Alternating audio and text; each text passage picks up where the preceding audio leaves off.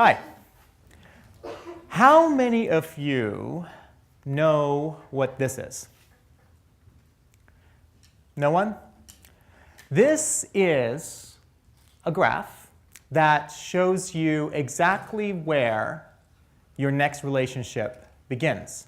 Well, it doesn't really show you that. It shows Facebook where your next relationship begins. And your next relationship begins right here. That is the point where Facebook knows that you have gone from single to in a relationship, regardless of whether you set that setting. All right? They know that you are now in a relationship. How do they know this? They know this because of these little black dots. Now, those little black dots are the number of posts that two people have made on each other's timelines. And the axis, the x-axis, is days. So that is the 100 days leading up to the start of your new relationship. So this is interesting in and of itself, right? Because where within those 100 days does Facebook know that you are about to start a new relationship? And do they know before you do? Quite possibly. So that's an interesting question, but it's not the most interesting question. This is quite a bit of insight, and it's just one piece of insight that Facebook has on you. The really interesting question for me is who owns this data and this insight? And the answer, of course, is Facebook. So when Facebook released this graph and they made a blog post, in the comments, sorry you can't, it's very small if you can't read it, it says, is this anonymized data publicly available? And the response from Facebook was, sorry, we don't even release anonymized data to the public. This is strictly for internal use. So the answer to who owns our data is very clear. Facebook owns our data. And if you've been following the news around Facebook recently, there was a very large acquisition that they made for about $19 billion. They bought WhatsApp. And what they bought there is interesting in and of itself. Why was WhatsApp worth $19 billion? Because what they bought were the accounts of 450 million people, including their mobile phone numbers, and most importantly, all of their future conversations. So what? Why is this important? How is this relevant? Why should we care? To understand why this is so important, we have to understand how computers have changed in the last 50 or so years. There was a time when computers were entirely impersonal. They were external machines that you drove to use, right? They were used for business. Today, we wear them on our persons. You don't get more personal than that in terms of an experience.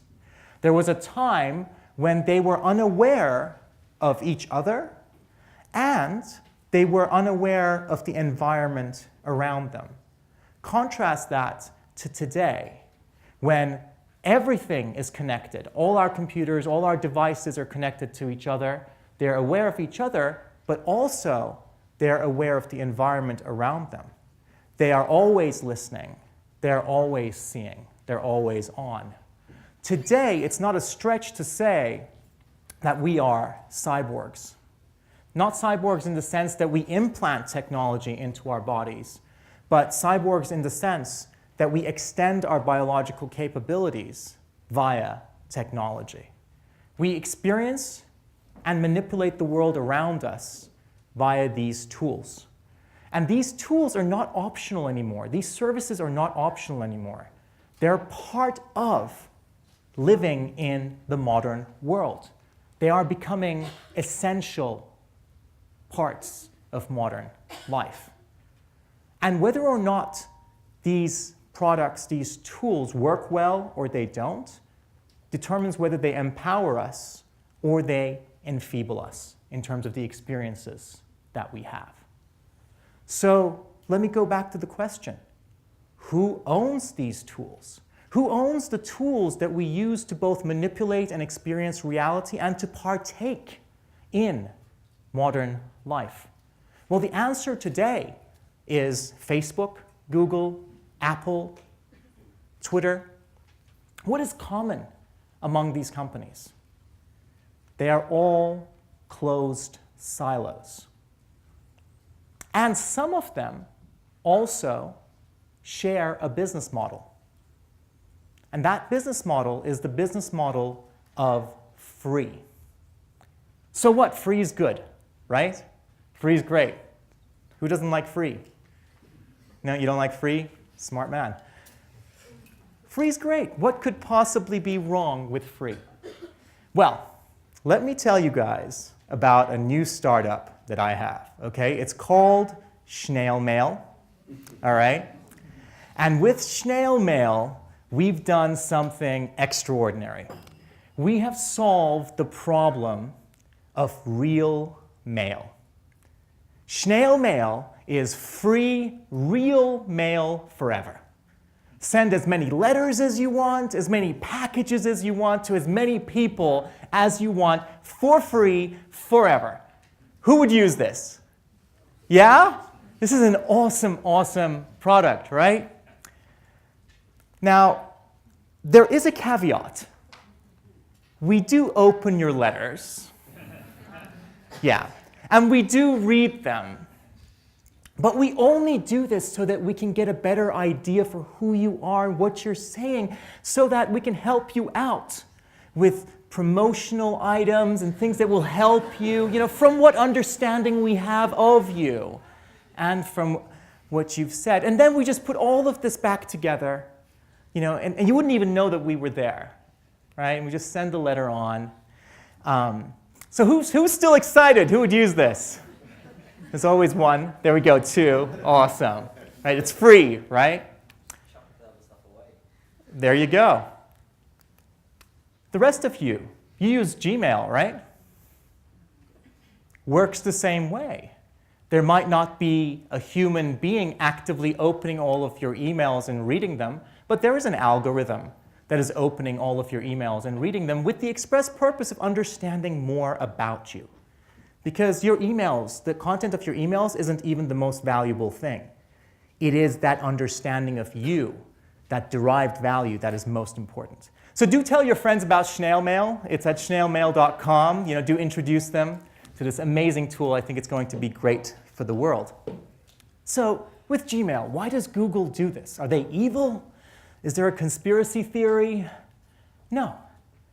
You don't need conspiracy theories when you have the beautiful simplicity of business models.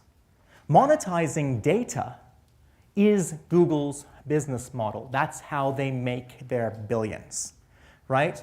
So just like Audrey 2, this alien plant from outer space in the Little Shop of Horrors, needs blood to grow, these services, these free services like Google, need your data to grow.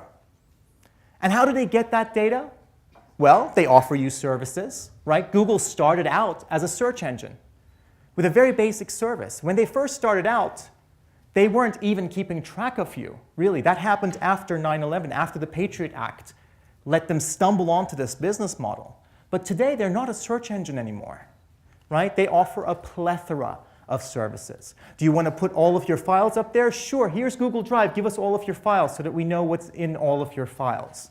Do you want to send mail? Use Gmail so we know exactly what you're saying to whomever you're emailing and whomever is emailing you as well.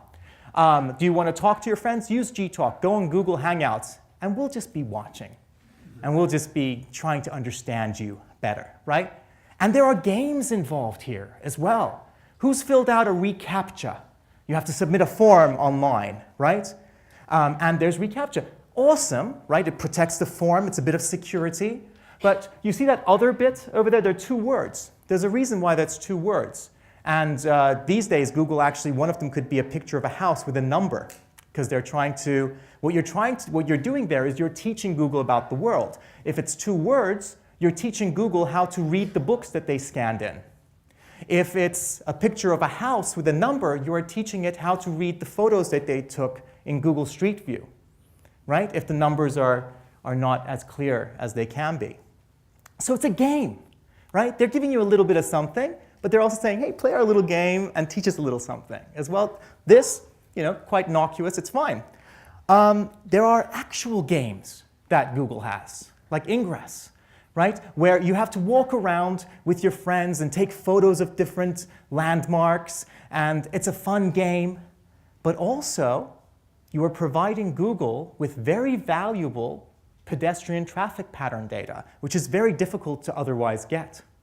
So they've given you an actual game and said, play with it. Just like if you were in the lab and you had a guinea pig and you wanted to see how it would react to certain things. Maybe you'd give it a little treadmill, you put a little prize here, and you'd say, cool.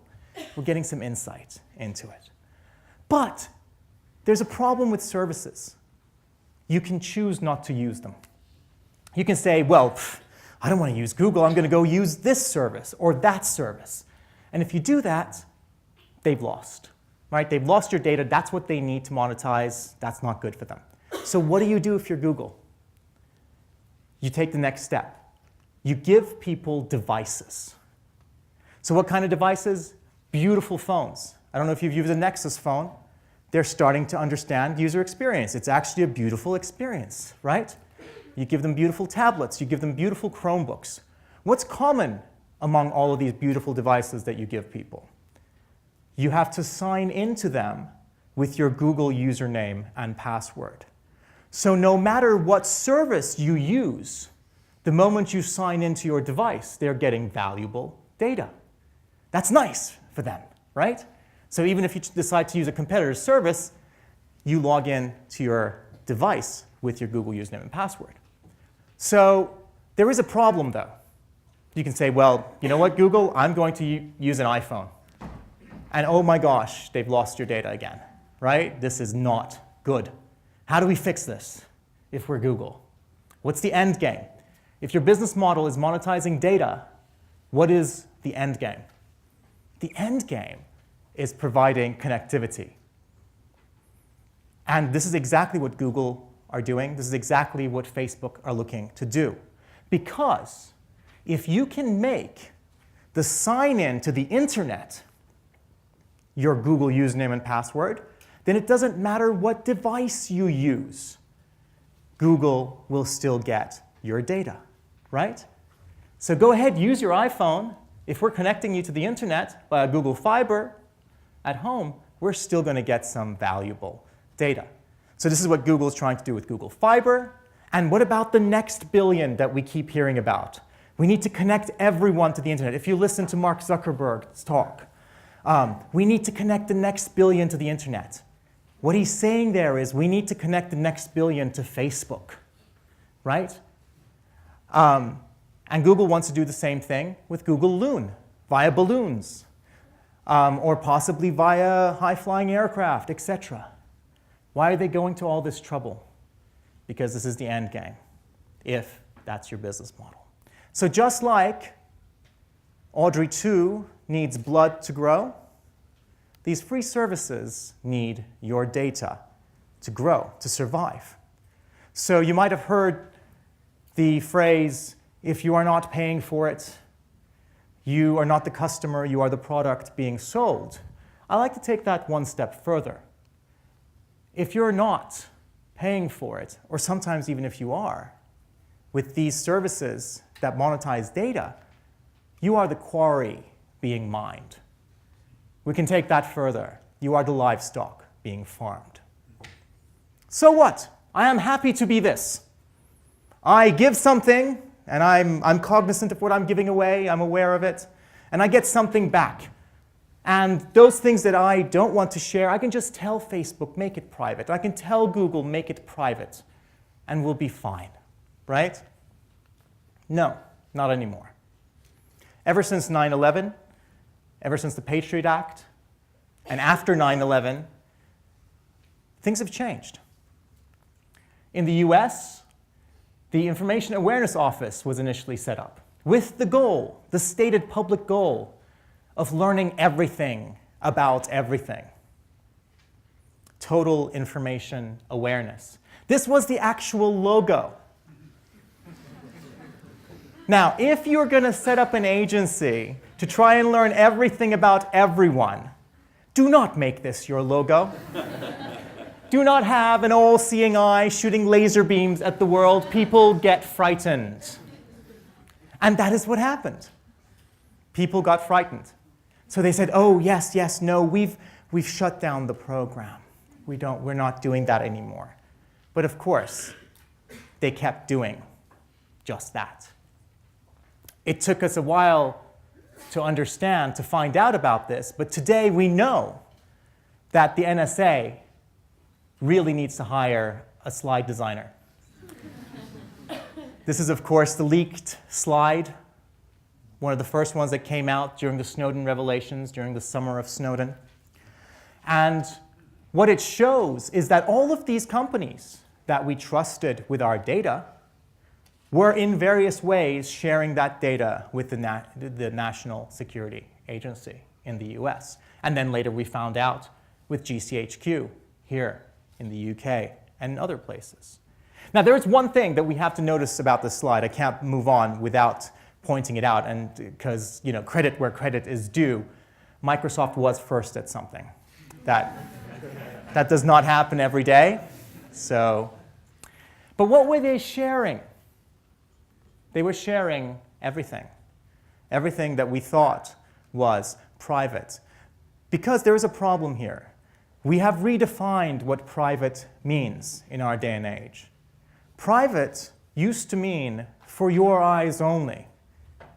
Now, we take it to mean between me and Google, or between me and Facebook.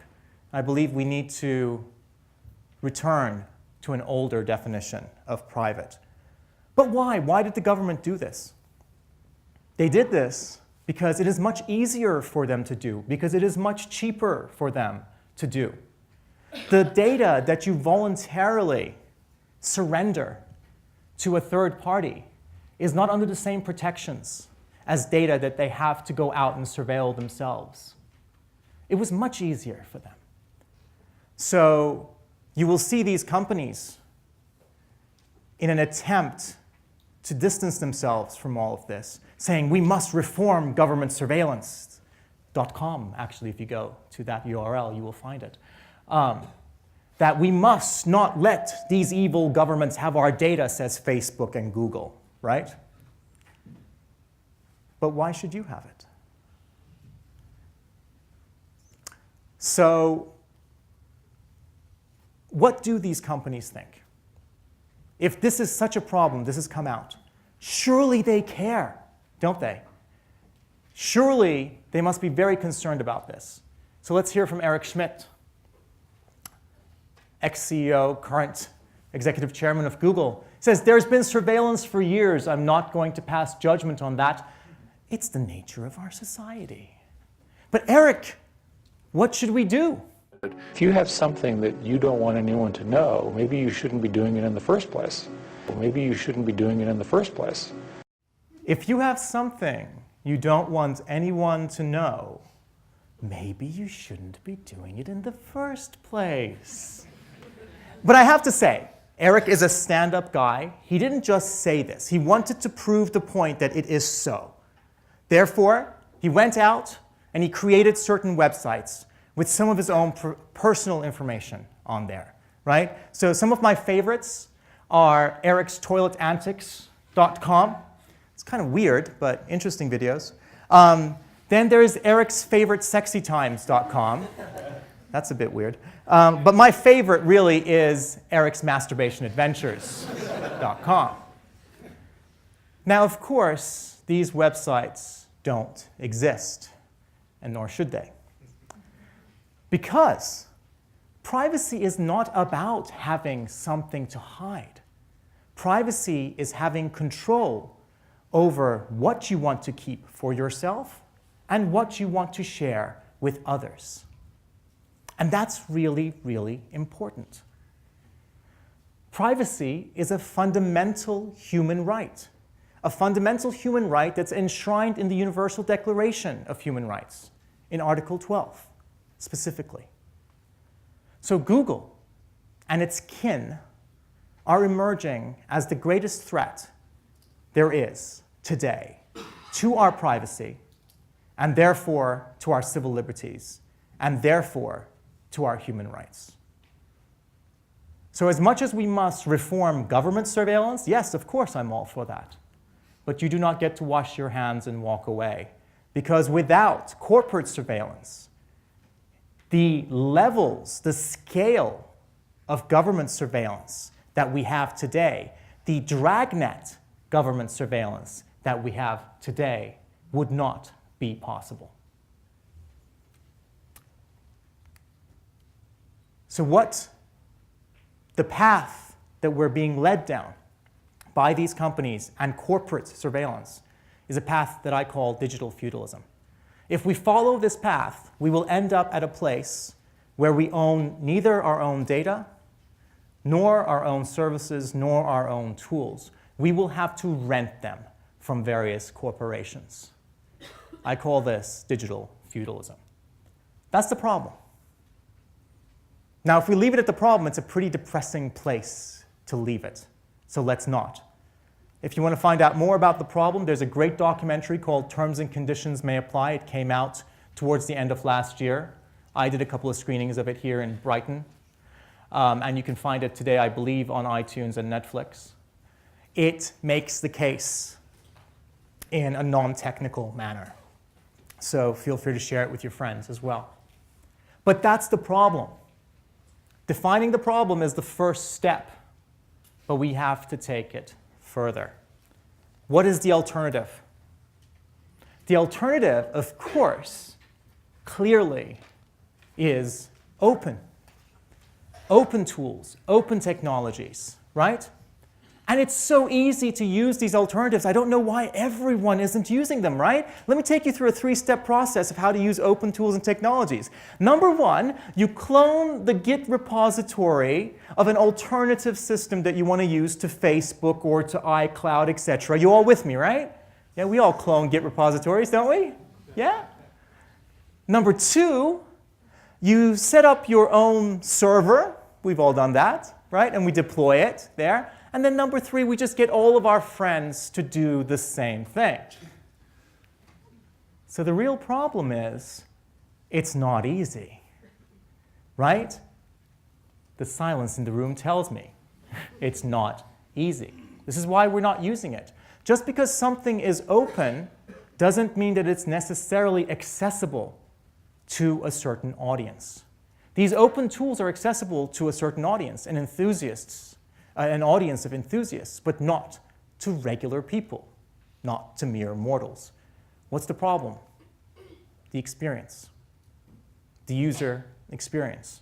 So let's take a look. Firefox OS is a great example. Who's heard of Firefox OS? It's an open source operating system. Whose primary phone runs Firefox OS here?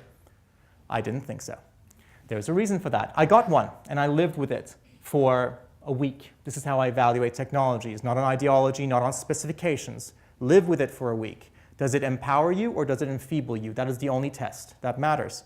So I got one of the phones, one of the pre-release ones and then one of the released ones, and I lived with it for a week. And this was hello. This is how it said hello to me. Set the date. That was hello. Not only was hello quite rude, hello was quite laborious. Look at the date that it began at. I am going to go out on a limb here and say that nobody bought this phone in 1980. Why are you making me go through over 30 years just to start using you? This, I found out later, was a valid error message. I reinstalled the operating system twice because I could not imagine that this could be a valid error message. And only until a friend who also had the phone told me, yes, I get them too, did I stop reinstalling the operating system. This was the first screen of the Maps application. If you can't read what it says, that's okay. Neither could I. This was the Maps app itself. If you look on the further corner there, there is a button. I do not to this day know what that button does because I have not been able to press it. It became a casual game to see whether I could. When I had time, I would bring it up and I would play my little press the button game. I lost that game. This was me sending a direct message to my girlfriend. If you can't see what I'm typing to her, that's okay. Neither could I, because the keyboard is covering it. And perhaps worst of all, this was a screenshot of the time when the train times website did not work on the phone, thereby leading me to London Bridge, where I found out that every train was cancelled, which in and of itself is amazing that that's even possible. But it did mean that I got back to Brighton, I got back to my girlfriend and to my dog 2 hours later than I otherwise would have. And this is what the products that we make do. They either empower you or they take away hours out of your life. Our lives are just a string of experiences.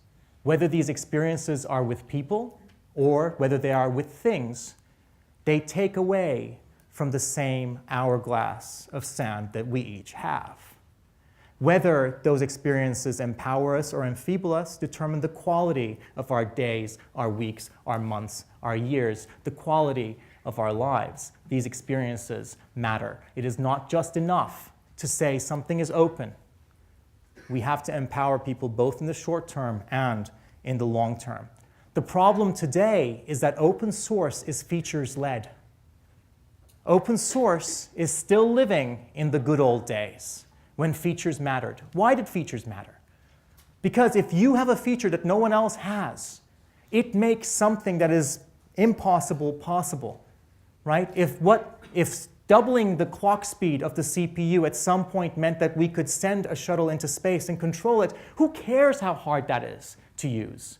You are going to learn and you're going to do it even if it means flipping switches, because the alternative is not doing it. But what happens?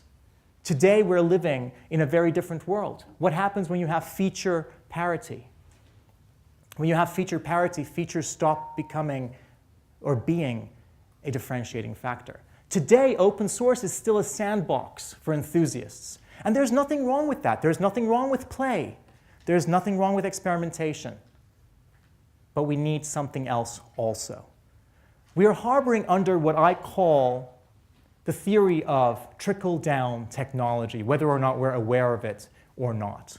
And just like trickle-down economics, which says that if we empower people who are already hugely wealthy to become wealthier, somehow that additional wealth will also trickle down to other people who might need it.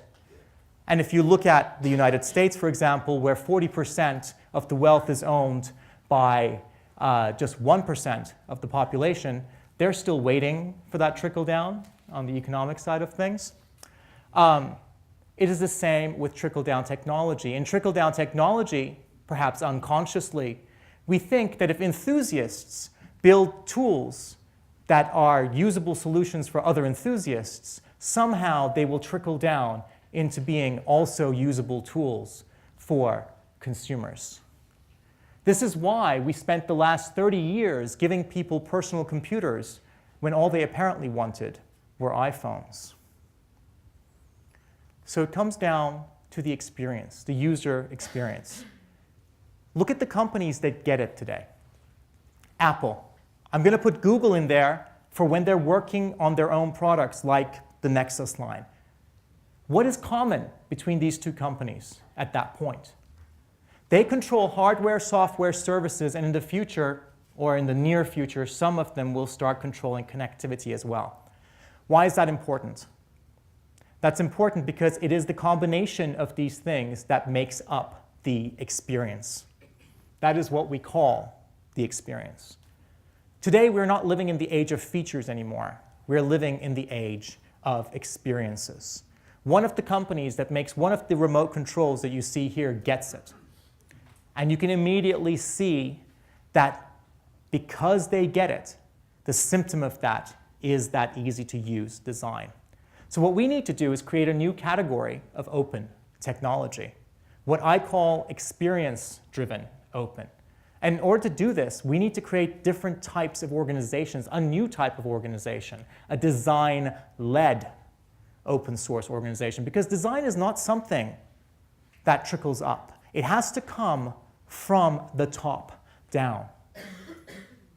You cannot inject it from the lowest ranks up, because it is exactly the upper management, the CEO, the VP level people who determine your budgets, your processes, whether or not you can work iteratively, how much importance design has. Great design is not what great designers do. It is a symptom of a design-led organization and development processes. So we have, in the closed world, features-driven closed, right? Look at the Nokias, the Microsofts, etc. The old school features-driven companies. But we also have experience-driven closed. Google's, Apple, Dyson, etc. But in the open world, we only have features-driven open. We are missing a whole quadrant of technology. That quadrant of technology is experience-driven open. So what? Well, experience-driven open technologies are essential if we want to empower regular people to own their own data.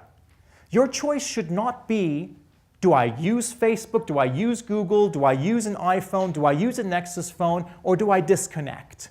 Or do I take a huge user experience hit and try to use these open tools that currently exist that have a huge disadvantage when it comes to user experience? That's not going to happen. And this battle is going to be fought, won, or lost in the consumer space. Experience-driven open is a prerequisite to what I call indie technologies. And just to explain to you, just to show you why it's so important, why user experience can make such a big difference, let's take care.data. Care.data, I hope it's on your radar locally, is the NHS England program to centralize all of your medical data from your GPs and then to sell it. To whom? Goodness knows at this point. There are various articles out there about how it's being sold to insurance agencies, how the police will have backdoor access to it, and articles where you're being warned that your secrets are no longer yours, your medical secrets. So how do you not take part in this? Well, first of all, you have to opt out, because you don't have, in law right now, ownership rights to your data. That is something that I believe we need to change. I was just at Parliament yesterday, and there was actually a meeting on a Bill of Rights for data. So it's very early days. It's taken, I don't know why, 9 months for Parliament to set up this first meeting, but it is still a positive step. And how do you opt out? How do you learn about all this? Well, they sent some flyers around. Who got the flyers? Wow. Okay. So you have to opt out, right? And to opt out, this is how you do it. You write a letter, and then you either fax it, because we all fax, right? Or you go into your GP surgery in person to opt out. There are some sites that started putting up form letters to make it a bit easier for you, right? But this whole process, why is it so hard? Is it badly designed? No. It's beautifully designed. When something is designed to be difficult because it benefits the person who's designing it for it to be difficult, that is called a dark pattern. So how does user experience help? A member of the community decided, you know what, this can be easier. I'm going to create a website called faxyourgp.com. I'm going to have a box that you can fill in your postcode, and then you'll be able to choose your surgery. And then there's your letter drafted to your GP, and boom, it's been sent to them. And that will be batch faxed to those surgeries with everyone else who wanted to do that. That must have been very difficult because NHS England didn't do it, right? Not really. Stefan, who wrote it, said, I hadn't written code in a decade. Took us a weekend and a few quid to do it. Faxyourgp.com. So when I was thinking about all of this, I was thinking, how can we have the most impact? I want to create an alternative. How can I have the most impact in what I'm doing? What do we use every day more than anything else? And I kept coming back to the phone. I don't want to use a Nexus. I used to make apps for the iPhone. I don't want to contribute to that ecosystem, although Apple still has a very different business model to Google, right? They still sell you products at a price that makes them very happy versus Google, who monetize your data. Still, it's a closed silo. So I'm not just talking about this. Part of how I'm trying to affect change is by making a phone called IndiePhone. It will have its own operating system called IndieOS, but an operating system is not enough to solve the problem of empowering people to own their own data, as we can see from examples like Firefox OS. We also need an ecosystem of applications around it, where your data is stored. That's why we have an Indie Cloud that we're building, your own personal cloud. Both of these will, of course, be open source. But that's not enough either. An operating system and a cloud are still, if we left it there, for enthusiasts. You do not ask a consumer to install a server. You just do not. They will not, because their alternatives are much easier. So what is the third thing? This is why we're actually building a phone. You can see a corner of it there. That's about as much as we've revealed right now. And it's called IndiePhone. And the tagline isn't just marketing. Deeply empowering. We can create experiences that are superficially empowering. Every time you use Google Maps, that empowers you, right? Every time you use a Google product, it empowers you in the here and now. What is the price we're paying in tomorrow? What is the price we're paying in terms of our privacy that's being eroded, in terms of our civil liberties, which stem from our privacy, in terms of the human rights we will enjoy several years down the line? Especially if our only alternatives all share the same business model, then how do we speak of choice? So the timeline for this, I committed to it in August 2013 publicly. September to November, I started raising awareness about it by going around and doing talks to actually show people, look, there is a problem, we can solve it. Some of those conference talks were nominated at the Net Awards for an award. If you want to help to get more visibility for this, please do vote for us. Your votes will determine the finalists, and that will get more visibility for the cause. Then on November 28th in Cardiff, at a conference in front of 2,000 designers and developers, this happened.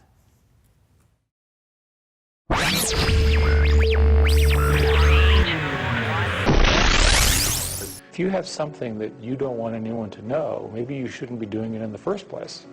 Maybe you shouldn't be doing it in the first place.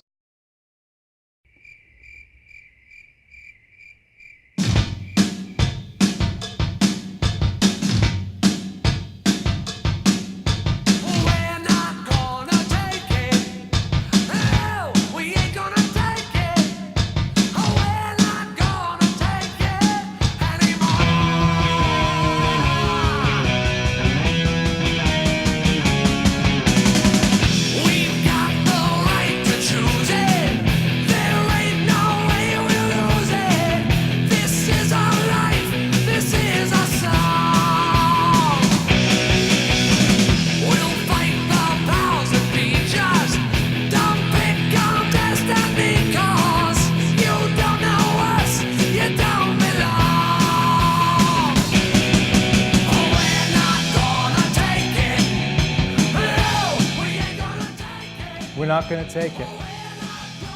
A bold statement, but a true one.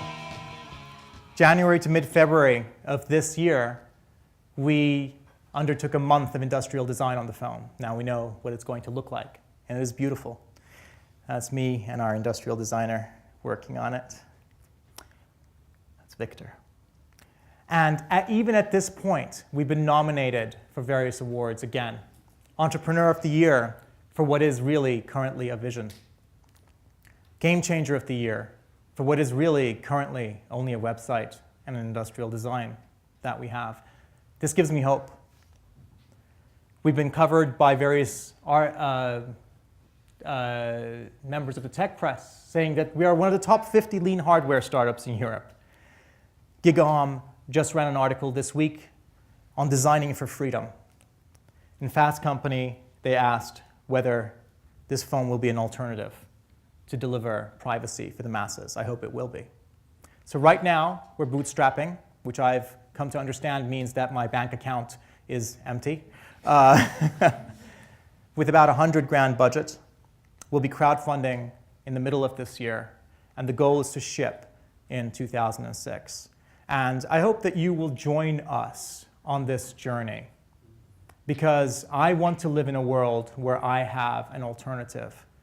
And whether or not we have alternatives, not just this phone, but alternatives, will determine the very fabric, the very character of the society that we live in. Whether that is a digital feudalism, where we don't own our tools, our services, and our data, but must rent them from corporations, or whether we live in a society where we enjoy privacy, where we enjoy civil liberties, and where we enjoy human rights. I hope you'll join me on this journey. Thank you.